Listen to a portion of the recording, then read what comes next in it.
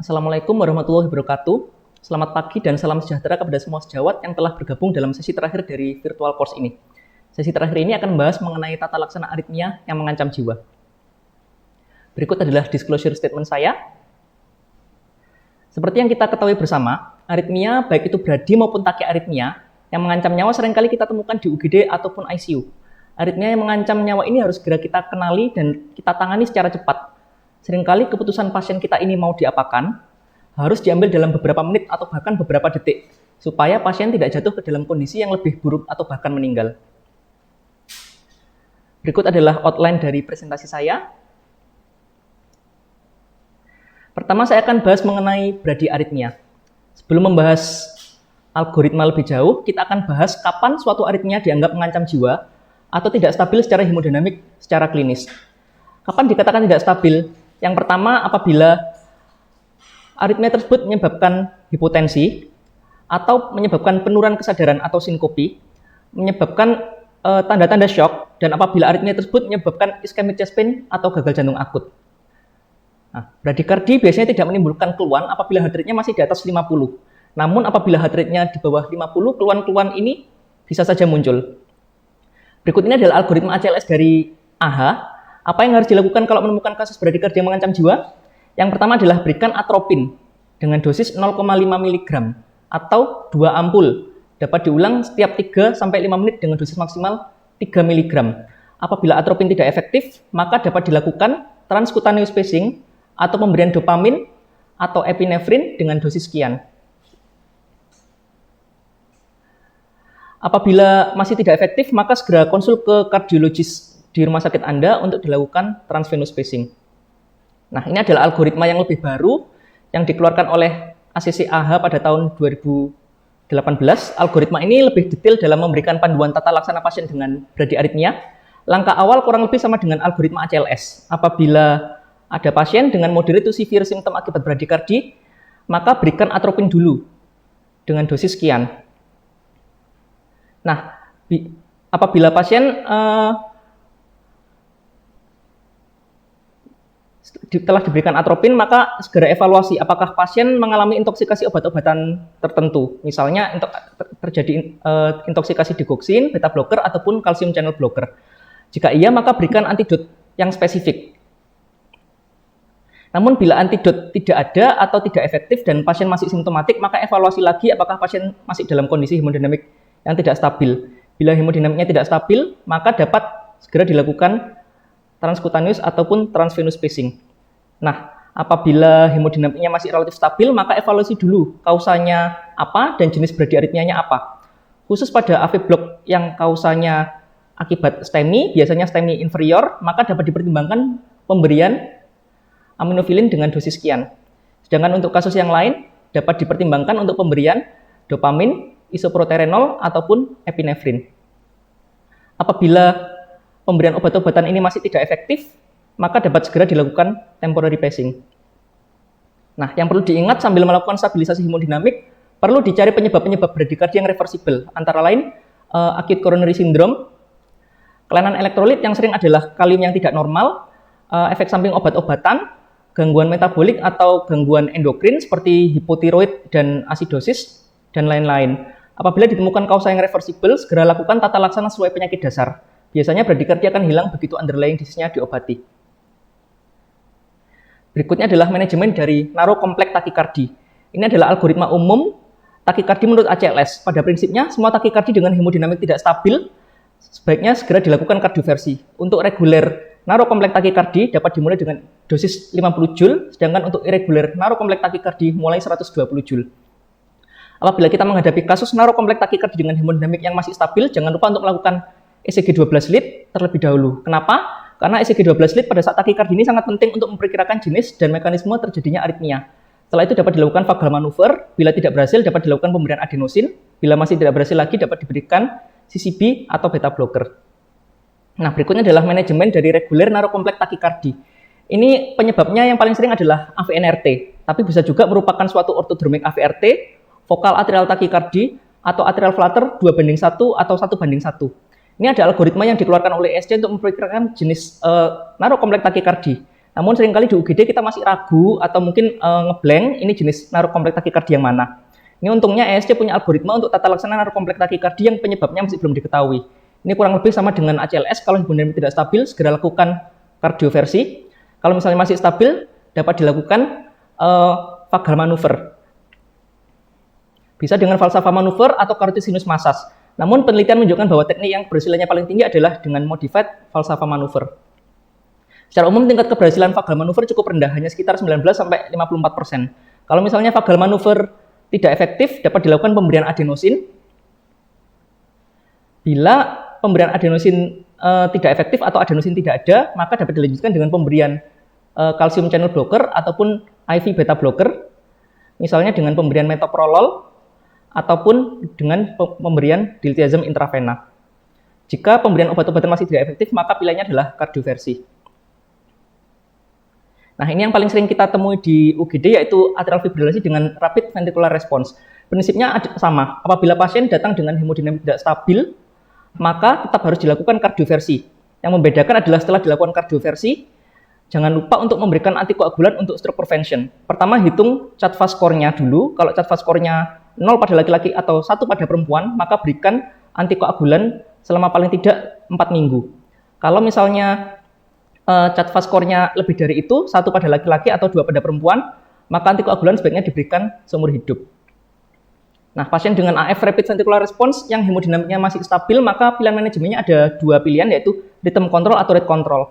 Pilihan rhythm control atau rate control sebaiknya dikonsultasikan lebih lanjut dengan kardiologis dan didiskusikan dengan pasien.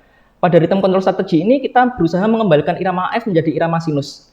Rhythm control terutama dipertimbangkan pada pasien-pasien yang usianya masih muda, AF yang pertama kali terjadi, AF tersebut menyebabkan takikardi indus kardiomiopati, ukuran LA yang masih normal atau tidak terlalu besar, komorbid yang sedikit atau tidak ada, rate control sudah dicoba namun sulit untuk mencapai target, serta ada pencetus AF yang jelas, misalnya sepsis atau krisis tiroid, atau bisa juga pilihan rhythm control didasarkan atas keinginan pasien.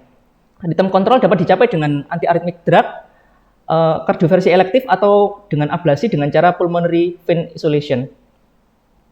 Nah, berikutnya adalah strategi rate control. Strategi ini adalah strategi default untuk mengurangi simptom pada pasien atrial fibrilasi. Tujuannya adalah membuat resting heart rate menjadi kurang dari 110.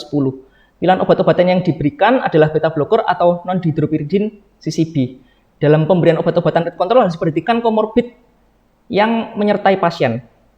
Misalnya beta blocker jangan diberikan pada pasien dengan severe asma atau COPD, dan non-dihydropyridine calcium channel blocker jangan diberikan pada pasien dengan HFrEF. Bila heart rate masih di atas 110 dengan pemberian obat-obatan first line, dapat dipertimbangkan terapi kombinasi, antara lain dengan digoxin atau amiodaron atau kombinasi 2 obat-obatan first line, misalnya kombinasi beta blocker dengan calcium channel blocker. Nah, apabila dengan kombinasi obat-obatan masih tidak mencapai target, maka dapat dipertimbangkan untuk dilakukan ablasi AV node yang disertai dengan pemasangan permanen pacemaker. Berikutnya adalah pre-excited AF. Pre-excited AF ini adalah atrial fibrilasi yang terjadi pada pasien dengan Wolff-Parkinson-White syndrome. Di sini kita dapat melihat bahwa obat-obatan yang menjadi pilihan pada pre-excited AF dengan hemodinamik stabil yaitu intravenous ibutilit, IV procainamide, IV vilcainide, dan IV propafenon semuanya tidak ada di Indonesia. Selain itu, yang perlu dicermati pada pre-excited AF ini adalah jangan sekali-sekali memberikan obat-obatan yang dapat memperlambat konduksi impuls melalui AV node, misalnya adenosin, beta blocker, non-dihydropyridine calcium channel blocker, digoxin, atau amiodaron. Karena AV node dihambat, obat-obatan ini justru akan mempercepat konduksi melalui accessory pathway, sehingga ventricular response menjadi justru makin cepat, atau malah terjadi degenerasi menjadi ventricle fibrilasi. Sehingga pada pre-excited AF, di Indonesia satu-satunya pilihan yang mungkin kita kerjakan, baik itu hemodinamik stabil atau tidak stabil, adalah dengan kardioversi. Berikutnya adalah adiknya atrial fibrilasi, yaitu atrial flutter. Sama seperti takikardi yang lain, kalau tidak stabil, ya dilakukan kardioversi. Kalau pasiennya masih stabil, maka seperti AF, maka tentukan manajemen yang dipilih, rhythm control atau rate control. Pertimbangannya kurang lebih sama seperti AF. Apabila rate control yang dipilih, maka pilihannya adalah IV beta blocker atau IV verapamil atau diltiazem. Nah, bagaimana kalau rhythm control yang dipilih karena efikasinya yang baik dibandingkan dengan cara yang lain, maka kardioversi menjadi pilihan pertama pada pasien dengan atrial flutter. Nah, kalau pasiennya tidak mau dikardioversi dan pasien menggunakan pacemaker jenis AAI atau DDR atau menggunakan ICD yang dual chamber, maka dapat dicoba untuk dilakukan overdrive pacing. Nah, kalau pasien tidak mau dikardioversi, tidak punya pacemaker atau ICD, baru kita pikirkan penggunaan obat antiaritmia. Pilihan utama sebenarnya adalah IV ibutilid atau dovitilid, namun obat-obatan tersebut tidak ada di Indonesia sehingga pilihan kita hanyalah amiodaron atau dilakukan overdrive pacing menggunakan transvenous temporary pacemaker. Nah, pada atrial flutter ini jangan lupa memberikan antikoagulan sama seperti pada pasien dengan atrial fibrilasi. Yang terakhir adalah wide complex tachycardia. Kita review lagi algoritma ACLS. Bila kita menemukan wide complex tachycardia dengan hemodinamik tidak stabil, segera ambil DC shock dan lakukan kardioversi. Kalau wide complex tachycardia reguler, atau defibrilasi kalau wide complex tachycardia irreguler. Apabila pasien datang dengan kondisi stabil, tidak usah panik, record saja dulu ECG 12 lead-nya.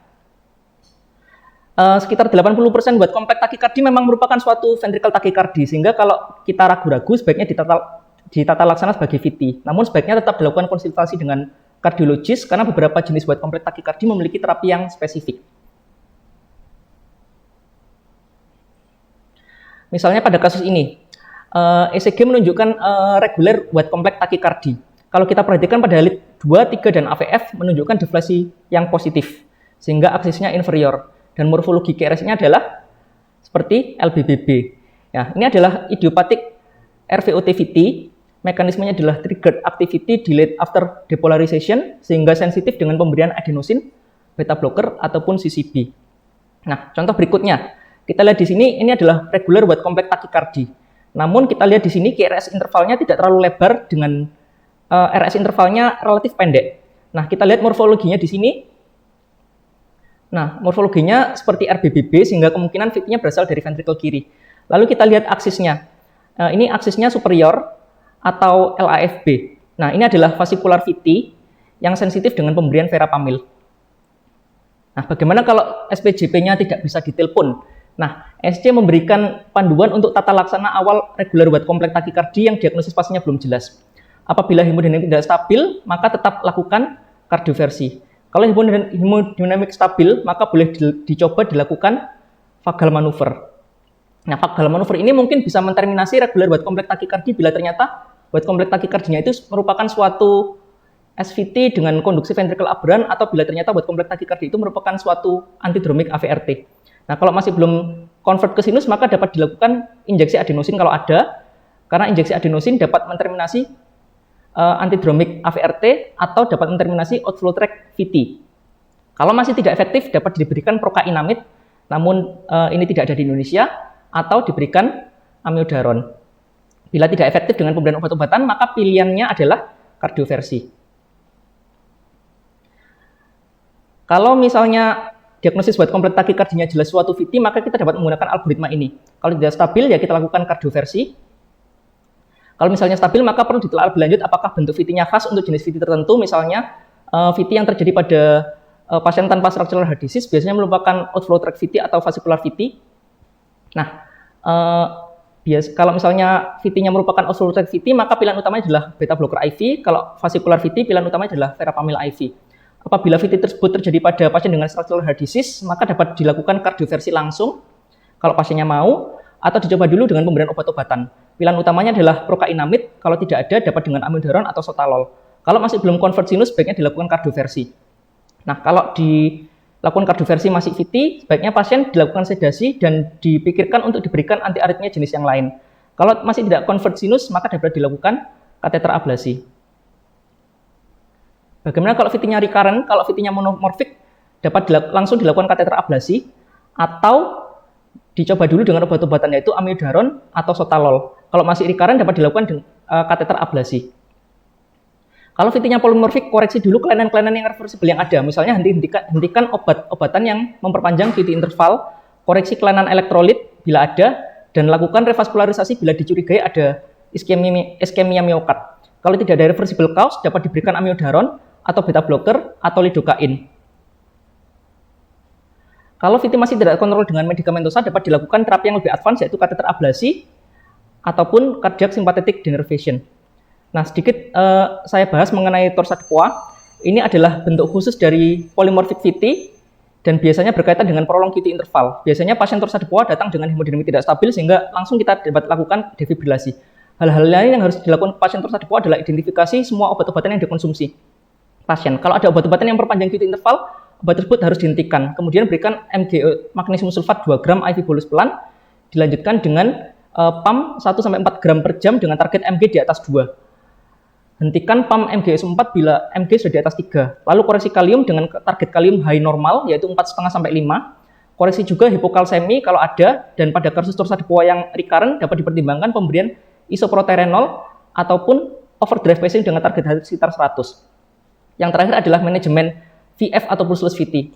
Ini relatif tidak ada perubahan, lakukan CPR dan segera lakukan defibrilasi setiap 2 menit. Apabila setelah defibrilasi 2 menit pasien masih VT atau VF, lakukan pemberian epinefrin 1 mg tiap 3-5 menit, dan setelah defibrilasi ketiga, apabila masih VT VF, lakukan pemberian amiodaron dengan dosis awal 300 mg dan dosis berikutnya 150 mg. Lakukan hingga pasien ROSC atau pasien dinyatakan meninggal. Demikian yang dapat saya sampaikan. Terima kasih atas perhatiannya. Semoga bermanfaat.